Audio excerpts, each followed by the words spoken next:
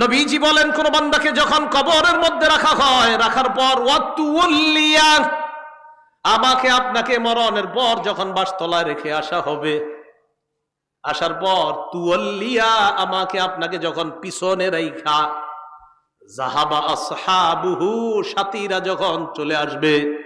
একবার কল্পনা আলেন, রাতের বেলা বিছানায় যখন বালিশে যখন মাথাটা লাগানোর পর কল্পনা করেন আমি মারা গেলাম, যাওয়ার পর বাসতলায় কোন কবরের মধ্যে আমাকে রেখে আমার আত্মীয় স্বজন চলে আসছে, ব্যাপারটা কেমন একটু চিন্তা করেন। আল্লাহ নবী কয়, কোন ব্যক্তিকে কবরের মধ্যে রাখার পর তুয়াল্লিয়া, কবরটা পিছনে রাইখা যাবা আসহাবুহু, যখন তার সাথীরা চলে আসে, বাবা চলে আসে, ভাই চলে আসে, সন্তানরা চলে আসে, আত্মীয় স্বজন সবাই চলে আসে, আল্লাহ নবী বলেন বেশি দূর যায় না, হাত্তা ইন্নাহু লা ইয়াসমাউ কুরআনি আলিহিম, আমরা যে হাইটা হাইটা আসি, আমাদের হাঁটার পায়ের জুতার আওয়াজগুলা ওই কবরবাসী শুনতে পায়। শুনে, কেন শুনে জানেন? ওই মুহূর্তে তার দেহের মধ্যে আত্মাটা আল্লাহ দিয়ে দেয়। কেন দেয়? ফায়াতিয়ানিহি মালাকান, দুইজন ফেরেশতা তার কাছে আসে। এটা আবু দাউদের বর্ণনা আর বুখারীর বর্ণনা। আতাহু মালাকান ফাআকআদা, আবু দাউদের বর্ণনা ফায়ুকঈদানি, দুই ফেরেশতা এসে তারে বসায়, বসানোর পর তারে প্রশ্ন করে। এর মধ্যে তিন প্রশ্নের মধ্যে একটা প্রশ্ন হলো আল্লাহর নবীর ব্যাপারে জানতে চায়, তাকে চিনুনি? ওই ব্যক্তি ইমানদার হলে যদি তিনটা জবাব সুন্দরভাবে দেয়, আর আল্লাহ নবীর ব্যাপারে যদি বলে আশহাদু আন্না মুহাম্মাদার রাসূলুল্লাহ, আমি সাক্ষী দিচ্ছি তিনি আল্লাহর রাসূল, এই কথা বলার পর ওই ব্যক্তিকে বলা হবে উনজুর ইলা মাকআদিকা মিনান নার, তুমি তোমার জাহান্নামের আসনটার দিকে তাকাও, এটা তোমার জাহান্নামের আসন। তো এই ব্যক্তি জাহান্নামের আসনের দিকে তাকাবে। এরপর বলা হবে আবদালাকাল্লাহু মাকআদাম মিনাল জান্নাহ, জাহান্নামের আসনের পরিবর্তে আল্লাহ তোমাকে জান্নাতের আসন দান করছে। তা আল্লাহ কয়, এই কবরে তুমি থাকতে হবে, আমরা থাকতে হবে। আল্লাহকুমুত তাকাসুরু হাত্তা যুরতুমুল মাকাবির, কবর পর্যন্ত সম্পদের প্রতিযোগিতা তোমাদের চলছে। সূরা মুনাফিকুনে আল্লাহ বলেন, ইয়া আইয়ুহাল্লাযীনা আমানু লা তুলহিকুম আমওয়ালুকুম ওয়ালা আওলাদুকুম আন যিকরিল্লাহ, হে ঈমানদারগণ, লা তুলহিকুম আমওয়ালুকুম ওয়ালা আওলাদুকুম, তোমাদের সম্পদ, তোমাদের সন্তান যেন তোমাদেরকে আল্লাহ থেকে গাফেল করে না দেয়, আল্লাহ থেকে তোমাদেরকে অলস করে না দেয়, আল্লাহকে যেন ভুলিয়ে না দেয়। ওমাইয়া ফাল জালিকা, আল্লাহ বলেন যারা সম্পদ আর সন্তানের কারণে আল্লাহরে ভুলে যাবে, ফাউলাইকা হুমুল খাসিরুন, তারা ক্ষতিগ্রস্ত। নাউজুবিল্লাহ। বলেন সম্পদ দেয় কে? 10 তলা 20 তলার বাড়ির মালিক বানায় কে? হ্যাঁ, 10 তলা 20 তলা হালাল পন্থায় হওয়াটা দোষের না। দোষ কোনটা? যে আল্লাহ মালিক বানাইছে তাকে ভুলে যাওয়া। বুঝে আসছি? তো আল্লাহ কয় তোমাদের এই প্রতিযোগিতা চলবে কবর পর্যন্ত। কতদিন? কবর পর্যন্ত। ক্বালা রাসূলুল্লাহ সাল্লাল্লাহু আলাইহি ওয়াসাল্লাম, নবীজি সাল্লাল্লাহু আলাইহি ওয়াসাল্লাম বলেন, লা ইয়াজালু কলবুল কাবীরি শাবান ফিসনাতাইন, আল্লাহ নবী বলেন বুড়া মানুষের অন্তর দুই ক্ষেত্রে যুবক হয়। বুড়া মানুষের অন্তর যুবক হয় কয় ক্ষেত্রে? আরে বৃদ্ধ মানুষ কি বৃদ্ধ হয় না যুবক হয়? বৃদ্ধ হয়। কয় কলবটা দুই ক্ষেত্রে যুবক হয়। কয় কোন ক্ষেত্রে? ফি হিরসিল মাল, 1 নাম্বার সম্পদের লোভ, 2 নাম্বার ওয়াতুলিল আমাল, লম্বা আশা। ফাদাল্লুহু আলা কবরিহা আও আলা কবরিহি, আল্লাহ রাসূলকে তার কবরের কাছে নিয়ে যায়। নিয়ে যাওয়ার পর ফাসাল্লা আলাইহা, আল্লাহ রাসূল জানাজার নামাজ পড়লেন। আপনারা আবার এই আমল করেন না, কিন্তু এটা রাসূলের জন্য খাস। জানাজার নামাজ পড়ার পর আল্লাহ নবী বললেন, ইন্না হাদিহিল কুবুর মামলুআতুন যুলমান আলা আহলিহা, আল্লাহ নবী বললেন এই কবরগুলা অন্ধকারে পরিপূর্ণ। নবীজি বললেন এই কবরগুলা অন্ধকারে পরিপূর্ণ। কবরগুলা বলেন অন্ধকারে, কবরগুলা একবার ভাবেন, চোখটা বন্ধ করে, অন্ধকার, কিচ্ছু দেখা যায় না। আল্লাহ নবী কয় এই কবরগুলা অন্ধকারে পরিপূর্ণ। হ্যাঁ, আমি আশা করি আমি আজকে নামাজ পড়ার কারণে আল্লাহ তাদের কবরগুলা আলোকিত করে দিবে। খাঁটি ইমানদার যদি হন, যদি ইমান নিয়ে যেতে পারেন, তো আপনার কবর আল্লাহ আলোকিত করে দিবেন। আলাদা মোমবাতি দিতে হবে না। পিসাবের কবর দেওয়ার সময় বাতি টাতি কত কিছু দেন না, এগুলা দিতে হবে না। পিসাব যদি ভালো হয়, এমনি কবর আল্লাহ আলোকিত করে দিবেন। মাথায় রাখবেন। তাহলে কবর অন্ধকার একটা জগতের নাম। দুনিয়াতে থাকতে এটা আলোকিত করার ব্যবস্থা করতে হবে। আল্লাহরে বলা, আল্লাহ আমার কবরটা জান্নাতের বাগান বানায়া দিয়েন, আমার কবরটা আলোকিত করে দিয়েন। আল্লাহ বাবা মারা গেছে, বাবার কবরটা জান্নাতের বাগান বানান, বাবার কবরটাকে আপনি আলোকিত করে দেন, এইভাবে বলা। তাহলে কবর অন্ধকার জগৎ, এটা জানলাম। কবরের মধ্যে দাজ্জাল যেমন ফিতনা, দাজ্জাল দুনিয়ার জন্য সবচেয়ে বড় ফিতনা হলো দাজ্জাল। নবীজি কয় এই দাজ্জালের ফিতনার মতো কবরে কারো কারো জন্য ফিতনা হবে, দাজ্জালের ফিতনার মতো ভয়ঙ্কর ফিতনা। মুসলিম শরীফের বর্ণনা আসছে, মা বাইনা খালকি আদম ইলা কিয়ামিস সাআ খালকুন আকবারু মিনাদ দাজ্জাল। আদম নবী থেকে কিয়ামত পর্যন্ত যত সৃষ্টি আছে, এর মাঝে সবচেয়ে ভয়ঙ্কর সৃষ্টি হলো দাজ্জাল। দাজ্জাল নবীজি কয় কারো কারো কবরের অবস্থা হবে এই দাজ্জালের ফিতনার মতো। সহিহ বুখারীর বর্ণনা 922 নম্বর হাদিস। এই হাদিসের বর্ণনাকারী আসমা বিনতে আবু বকর রাদিয়াল্লাহু তাআলা আনহা। দিয়ে আপনাদেরকে একটু পরীক্ষা করি, আলেমরা চুপ থাকবেন, অন্যরা বলবেন। আমি হাদিসটা পড়ার পর আপনাদেরকে জিজ্ঞাসা করবো একটা কথা, মন দিয়ে আগে শোনেন, তাহলে সবাই জ্ঞানীরা সচেতন ভাবে জবাব দিতে পারবেন। আগে শোনেন কি বলি, দেখেন আমি পড়ি। আন আসমা বিনতি আবি বকর সিদ্দিক রাদিয়াল্লাহু তাআলা আনহা ক্বালাত দাখালতু আলা আয়েশা। অনুবাদটা শোনেন। আবু বকর সিদ্দিক রাদিয়াল্লাহু তাআলা আনহুর কন্যা আসমা বলেন, আমি আয়েশা সিদ্দিকার কাছে প্রবেশ করলাম। আবু বকর সিদ্দিকের কন্যা আসমা বলেন, আমি আয়েশা সিদ্দিকার কাছে প্রবেশ করলাম। আলেম ছাড়া অন্যরা বলেন তো আসমা আর আয়েশা সম্পর্কে কি হয়? মাশাআল্লাহ, কি হয়? কারণ আবু বকর আয়েশা রাদিয়াল্লাহু তাআলা আনহার পিতার নাম কি? আবার আসমা রাদিয়াল্লাহু তাআলা আনহার পিতার নামও আবু। মাশাআল্লাহ। এই আসমা রাদিয়াল্লাহু তাআলা আনহা বলেন, আমি আমার বোন নবীর বিবি আয়েশা সিদ্দিকার কাছে গেলাম। যাওয়ার পর দেখি ওয়ান্নাসু ইউসাল্লুন, গিয়ে দেখি মানুষ নামাজ পড়ে। আমি আয়েশাকে প্রশ্ন করলাম, মা শাআনুন নাস, আয়েশা মানুষের কি হয়েছে, নামাজ পড়ে কেন? ফাআশারাত বিরাসিহা ইলাস সামা। আম্মা জান আয়েশা মাথা দিয়ে আসমানের দিকে ইশারা করলেন, এমনি ইশারা করলেন, মুখে কিছু কয় না। তো আসমা রাদিয়াল্লাহু তাআলা না বলেন, আয়াতুন, কোন নিদর্শন দেখা গেছে আসমানে? আয়েশা রাদিয়াল্লাহু তাআলা না বলেন, হ্যাঁ আসমানে একটা নিদর্শন দেখা গেছে। কি নিদর্শন? অন্য হাদিস দ্বারা বোঝা যায় সূর্য গ্রহণ লাগছে। কি লাগছে? সূর্য। তাই নবীজি নামাজ পড়তেছে।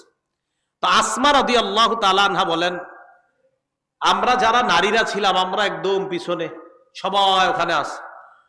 নবীজি নামাজটা এত লম্বা করলেন, ফাতালা রাসূলুল্লাহ সাল্লাল্লাহু আলাইহি সাল্লাম, নবীজি নামাজ এত দীর্ঘ করলেন, হাত্তা তাজাল্লানিল গাশিয়ু, আমি বেহুশ হয়ে গেছি।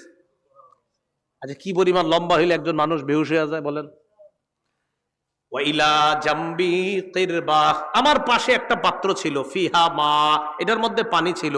ফাজালতু আসুব্বু বিনহা আলা রাসি, আমি এই পাত্র থেকে পানি নিয়ে আমার মাথায় ঢালা শুরু করলাম। এত পরিমাণ আমার মাথা গরম হয়ে বেহুশের কাছাকাছি চলে গেছে। নামাজ কি পরিমাণ লম্বা হয়েছে আল্লাহ জানে। তো আসমা রাদিয়াল্লাহু তাআলা আনহা বলেন, এক পর্যায়ে ফালাম্মান সরাফা রাসূলুল্লাহ সাল্লাল্লাহু আলাইহি ওয়াসাল্লাম হাত্তা তাজাল্লাতিশ শামস, নবীজি নামাজ শেষ করছে, ইতিমধ্যে সূর্য স্বাভাবিক হয়ে গেছে, সূর্য ঠিক হয়ে গেছে। আমি যেই কথাটা বলার জন্য আপনাদেরকে হাদিসটা শোনাইতেছি, কোনটা? দাজ্জালের ফিতনা, এটা শোনানোর জন্য। এবার দেখেন নবীজি কি বলেন। নবীজি বলেন, নবীজি নামাজের পর একটা ভাষণ দিলেন, খুতবা দিলেন, নামাজের পর ভাষণ দিলেন। ভাষণের মধ্যে নবী বললেন, মা মিন শাইইন লাম আকুন উরিতুহু ইল্লা ক্বাদ রাআইতুহু ফি মাকামি, ইতিপূর্বে আমাকে যা দেখানো হয় নাই আজকে আমি সব দেখছি। এই নামাজের মধ্যে আমি সব। নামাজটা কি শর্ট ছিল না লম্বা? নবীজি বলেন, ইতিপূর্বে আমাকে এমন যা কিছু দেখানো হয় না আজকে আমি সব দেখছি। শেষে কি কয় জানেন? হাত্তাল জান্নাহ ওয়ান নার, জান্নাত জাহান্নামও দেখছি। আরেকটা বর্ণনা আছে, সূর্য গ্রহণের নামাজে নবীজি দাঁড়াইছে না, আমার দিকে তাকান, সামনের কাতারের সাহাবী যারা, তারা তাকায় দেখে নবীজি নামাজের মধ্যে হঠাৎ এমন করছে, যে করছে এভাবে। তো নামাজ শেষ আপনারা আবার এরকম করেন না, কিন্তু পুরাটা শোনেন আগে। একদল করবো কি যে নবীজি এরকম করছে আমিও করবো, আরে পুরাটা শোনেন কি কয়। নামাজ শেষ করার পর নবীজিকে এক সাহাবী বললেন, হুজুর আজকে আপনি এমন একটা কাজ করছেন যেটা অতীতে দেখি নেই। নবীজি আচ্ছা খেয়াল করছো? কয় হ্যাঁ। ওই মুহূর্তে আমি জান্নাতের আঙ্গুরের ছড়া দেখছিলাম, ওইটা আমি হাত দিতে গেছিলাম, যদি আনতে পারতাম কিয়ামত পর্যন্ত সবাই খাইতে পারতাম। আপনারা কি আঙ্গুর দেখেন নামাজে? তো দেখলেই না হাত দিবেন, দেন না তো, এই জন্য আমল করতে চান না। রাসূলুল্লাহ সাল্লাল্লাহু আলাইহি সাল্লাম বলেন, মা মিন শাইইন লাম আকুন উরিতুহু ইল্লা ক্বাদ রাআইতুহু ফি মাকামি। ইতিপূর্বে আমাকে যা দেখানো হয় নাই আজকে আমি সব দেখলাম। হাত্তাল জান্নাহ ওয়ান নার, জান্নাত জাহান্নাম আমি দেখলাম। নবীজি বলেন, ইন্নাহু ক্বাদ উহিয়া ইলাইয়া আন্না, আল্লাহ রাসূল বলেন আমার কাছে এই ওহী প্রেরণ করা হয়েছে, আন্নাকুম তুফতানুনা ফিল কুবুর মিসলা আও করিবা মিন ফিতনাতি দাজ্জাল। আল্লাহ নবী বলেন আমার কাছে এই ওহী দেওয়া হয়েছে, তোমরা কবরের মধ্যে অনেকে এমন ফিতনার মধ্যে পড়বা যে ফিতনাটা হবে দাজ্জালের ফিতনার মতো ফিতনা। বলেন নাউজুবিল্লাহ। বিশ্বাস করেন দাজ্জালের ব্যাপারে আমি পড়ছি বলে আপনাদেরকে বলে বুঝাইতে পারতেছি না, তো আমি বুঝতেছি যদি দাজ্জালের ফিতনাটা হয় তো কত বড় ভয়ঙ্কর ফিতনা হবে। আমি সবগুলা কথা বললে বুঝতে পারতেন যে দাজ্জাল কতটা ভয়ঙ্কর ফিতনার নাম। রাসূল বললেন কবরে অনেকের এই ফিতনা হবে দাজ্জালের মতো, খুব ভয়ঙ্কর ফিতনা, ও কঠিন ভয়ঙ্কর ফিতনা। আল্লাহ আমাদেরকে হেফাজত করেন। তো আল্লাহ কয় এই কবর পর্যন্ত তোমরা সম্পদের প্রতিযোগিতা চলে, যেই কবরে এই অবস্থা হবে আর তোমরা সম্পদ নিয়ে ব্যস্ত আছো। সহিহ বুখারীর বর্ণনা 1372 নম্বর হাদিস। এই হাদিসের বর্ণনাকারী আম্মা জান আয়েশা সিদ্দিকা রাদিয়াল্লাহু তাআলা আনহা, তিনি বলেন আন্না ইয়াহুদিয়াতান দাখালাত আলা আয়েশা সিদ্দিকা রাদিয়াল্লাহু তাআলা আনহা ফাসালাত আন আযাবিল কবর। এক ইহুদি নারী আম্মাজান আয়েশার কাছে এসে কবরের আযাব সম্পর্কে জিজ্ঞাসা করছে। আম্মাজান আয়েশা সিদ্দিকা রাদিয়াল্লাহু তাআলা আনহা জবাব দিলেন, আযাকিল্লাহু মিন আযাবিল কবর, আল্লাহ তোমারে গজবে কবরের আযাব থেকে হেফাজত করুক। এটা আম্মাজান বইলা নবীজির কাছে গেছে। ফাসালাত আয়েশা রাসূলুল্লাহ সাল্লাল্লাহু আলাইহি ওয়াসাল্লাম আন আযাবিল কবর।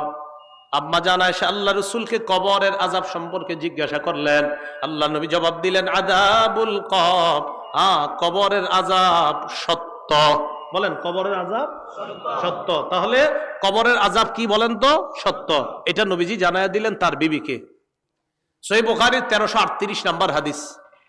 এই হাদিসের মধ্যে আসছে ক্বালা রাসূলুল্লাহ সাল্লাল্লাহু আলাইহি ওয়াসাল্লাম, আল আবদু ইযা উদিআ ফি কবরিহি, নবীজি বলেন কোন বান্দাকে যখন কবরের মধ্যে রাখা হয়, রাখার পর ওয়াতুল্লিয়া, আমাকে আপনাকে মরণের পর যখন বাসতলায় রেখে আসা হবে, আসার পর তুওয়াল্লিয়া, আমাকে আপনাকে যখন পিছনে রাইখা, যাহাবা আসহাবুহু, সাথীরা যখন চলে আসবে।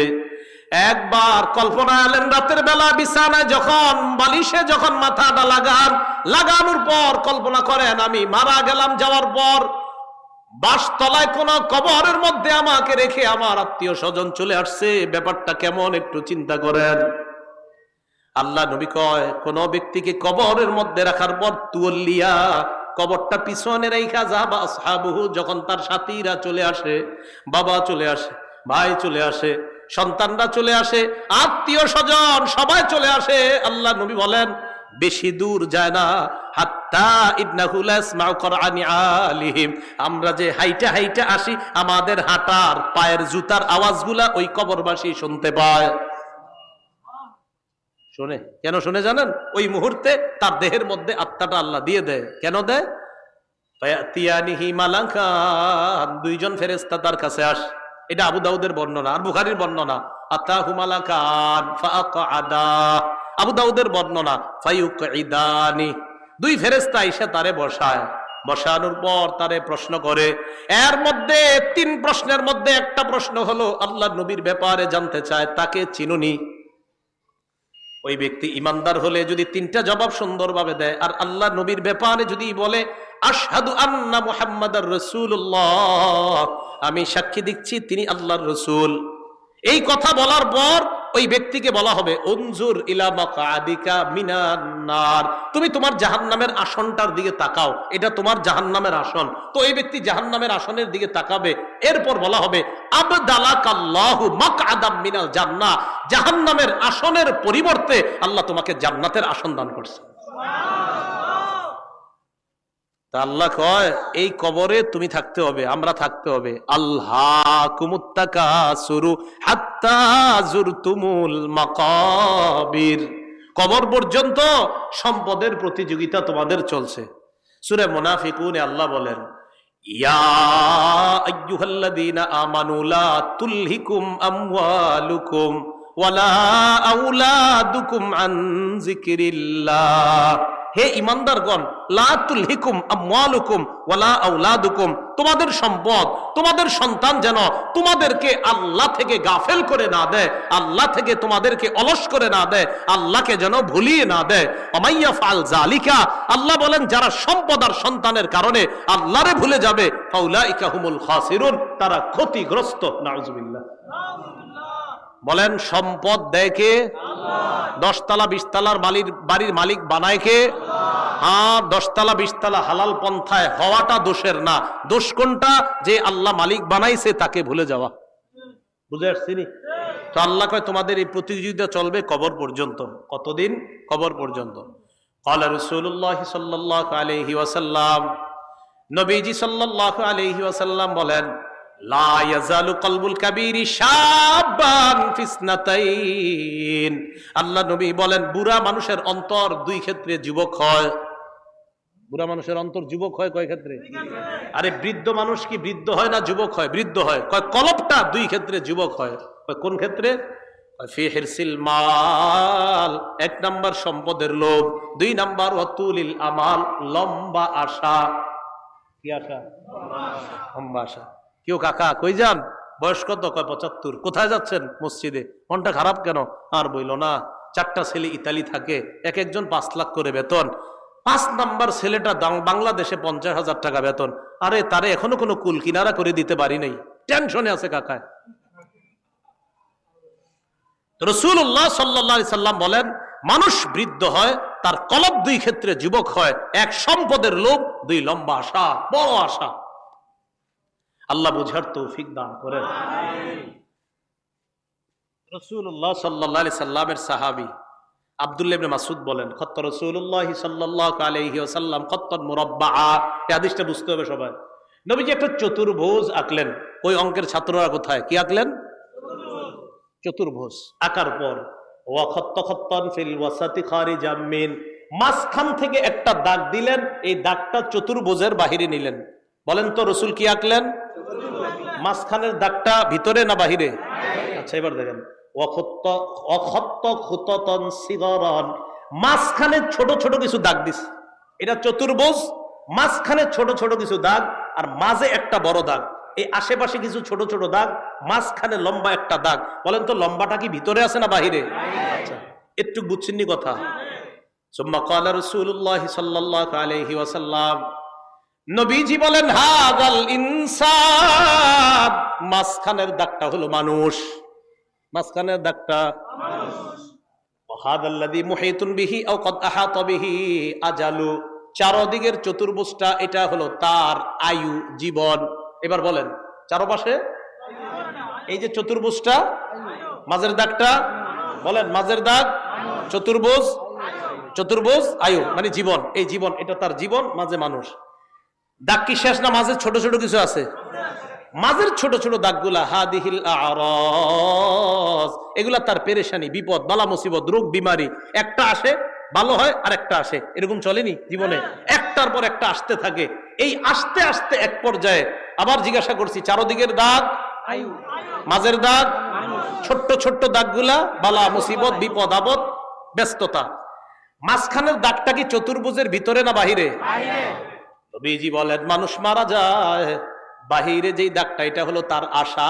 মানুষ মারা যায়, আশাগুলা থেকে যায়। আশা কি জীবনের ভিতরে না বাইরে? এই যে মানুষ, ওর আশা হলো এত বড়, ও হলো একটু।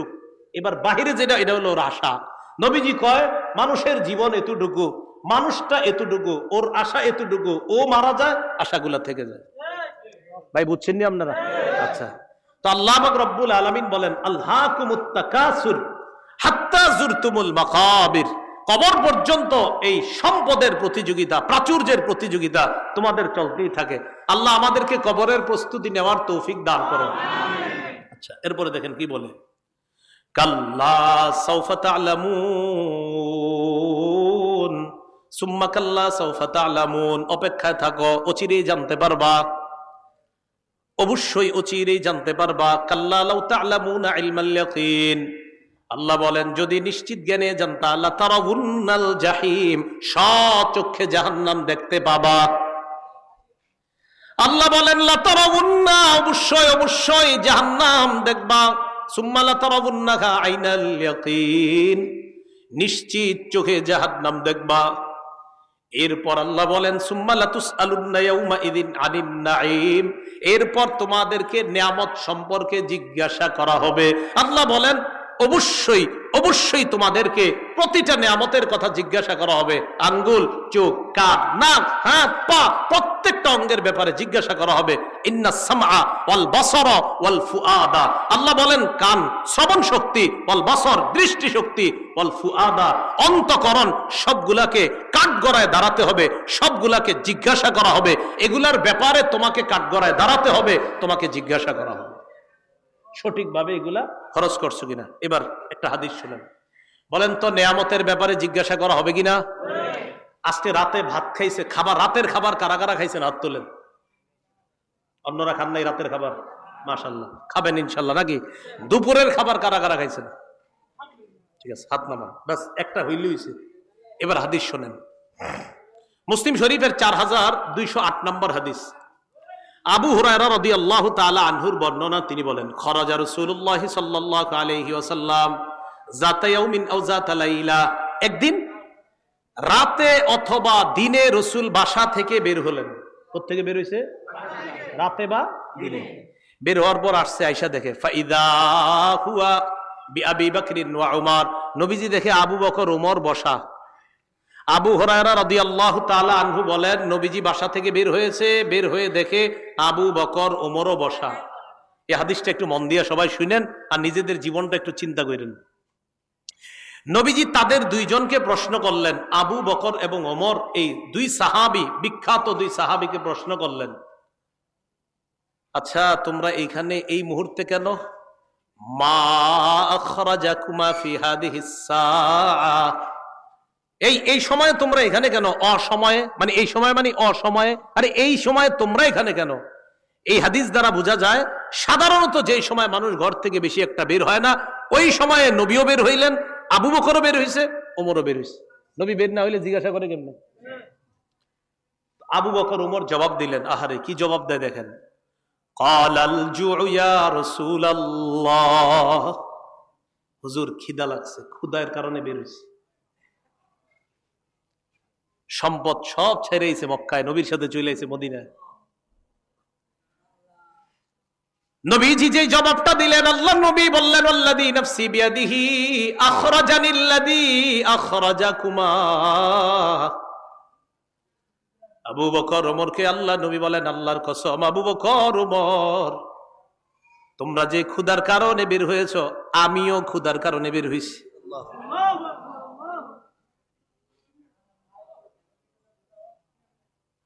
আমি যখন এটা পড়ছি, বিশ্বাস করেন কি দেখেন, দুই সাহাবীর আগে বলছে কেন বের হইছো? কয় হুজুর ক্ষুধা। নবীজি কয় আমিও তো ক্ষুধায় বের হইছি।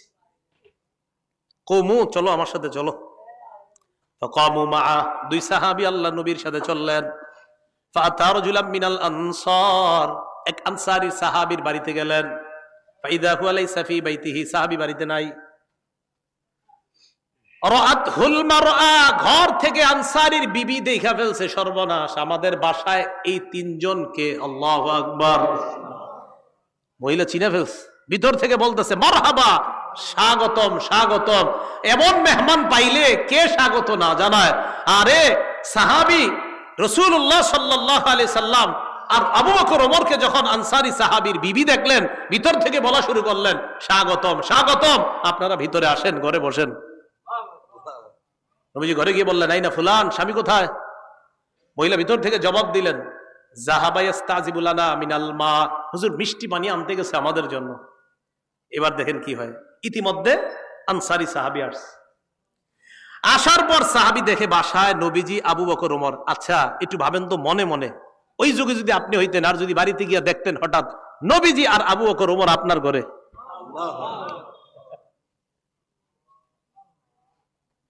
সাহাবী দেখে কি কয়, মা আহাদুল ইয়াউমা আকরামা আদিয়াফা মিন্নি।